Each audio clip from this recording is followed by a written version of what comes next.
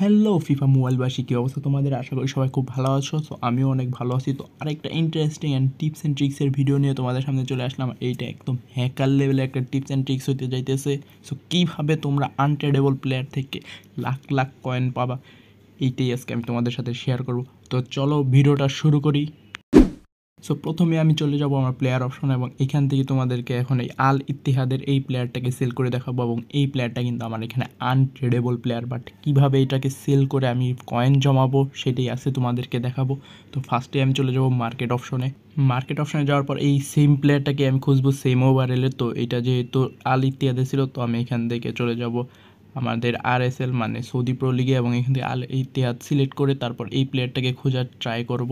So এই প্লেয়ারটা আমার সামনেই চলে আসছে, 92 একটা ডিফেন্ডার। সো আমি ওকে এখন সিলেক্ট করব, ওকে এখন পারচেস করবো হচ্ছে।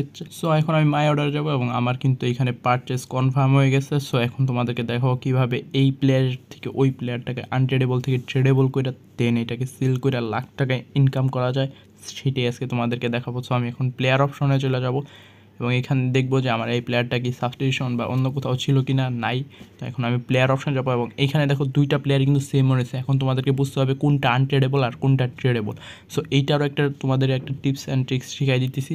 সো ফার্স্টেই তোমরা চলে যাবে একদম ডিরেক্ট মার্কেট অপশনে, এরপর মাই প্লেয়ারে যাবে এবং মাই প্লেয়ারের নিচে আসবে। এখানে দেখো ট্রেডেবল এবং আনট্রেডেবল দুইটাই আছে। দেখো আনট্রেডেবল যেটা সেটার উপর একটা লক সিস্টেম আছে, আর যেটা ট্রেডেবল সেটাতে কোনো লক নাই। তো এটাই তোমাদেরকে মাথায় রাখতে হবে, আনট্রেডেবলে লক থাকে আর ট্রেডেবলে লক থাকে না। সো এখন তোমরা আবার মাই প্লেয়ারে চলে যাবা, মাই প্লেয়ার অপশনে। সো আমি এখান থেকে ক্লাবে যাব, মাই প্লেয়ারে যাব এবং এইখানে দেখো যেটা আনট্রেডেবল সেখানে লক আছে, তার মানে যেটা ট্রেডেবল সেখানে লক নাই। তো আমি এটা র্যাঙ্ক আপে যাবো এবং যেটা আনট্রেডেবল সেটাকে সিলেক্ট করবো এবং র্যাঙ্ক আপে ক্লিক করবো। দেন আমার এটা 92 থেকে 93 একটা ডিফেন্ডার হয়ে যাবে। তোমরা চাইলে কিন্তু এবার তোমাদের অন্যান্য প্লেয়ারকে র্যাঙ্ক আপ করাও কিন্তু আরও বড় করতে পারো। সো আমি এখান থেকে কন্টিনিউ করবো এবং এখান থেকে আবার চলে যাবো আমি মার্কেট অপশনে।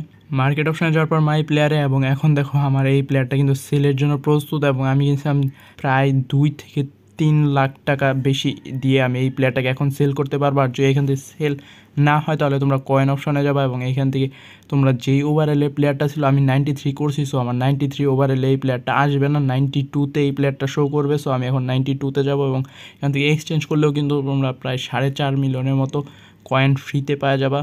আর যদি বেশি কয়েন প্রয়োজন হয় তাহলে মাই প্লেয়ারে যাবা এবং এখান থেকে তোমরা এখানে চাইলে 5 মিলিয়নের উপরে এই প্লেয়ারটাকে তোমরা চাইলে সেল করতে পারো। তো আমি এখান থেকে এটাকে সেল করে দেবো এবং একটু টাইম লাগবে সেল হইতে। আর এটা যদি কোনো স্টার প্লেয়ারের ক্ষেত্রে করো তাহলে সেটা বেশি দামে বিক্রি হওয়ার চান্স সব থেকে বেশি, like Cristiano Ronaldo, Lionel Messi, ওদের ক্ষেত্রে এই জিনিসটা হওয়ার চান্স খুবই বেশি। তো চাইলে তোমরা এটা করতে পারো এবং লাখ লাখ টাকা ইনকাম করতে পারো।